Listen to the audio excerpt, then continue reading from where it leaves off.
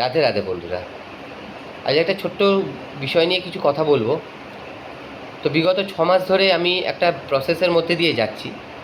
তো আমি আশা করব সেই প্রসেসের মধ্যে দিয়ে একটা মানুষও যদি আমার কথা শুনে যান বা চলেন, আমি খুব খুশি হব।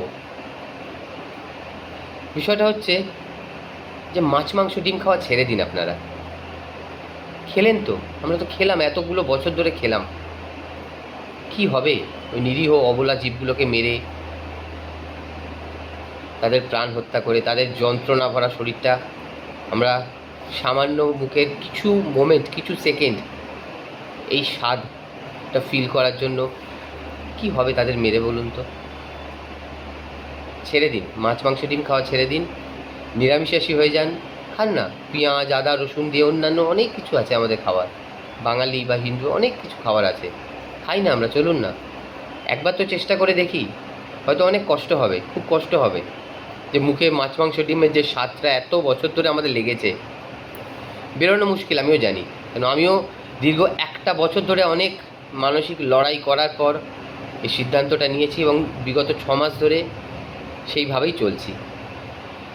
কিছু অসুবিধা হচ্ছে না, কারণ আমি এইখান থেকে নিয়েছি। একটু দেখুন, যদি মাছ মাংস ডিম খাওয়া ছেড়ে দিতে পারেন না, খুব ভালো হবে। শারীরিকভাবেও ভালো হবে, প্রকৃতিতে অনেক ভালো হবে, সবার ভালো হবে। একটু চিন্তা করবেন, এর অনেক ব্যাখ্যা আছে, তো অত ব্যাখ্যার মধ্যে যাচ্ছি না।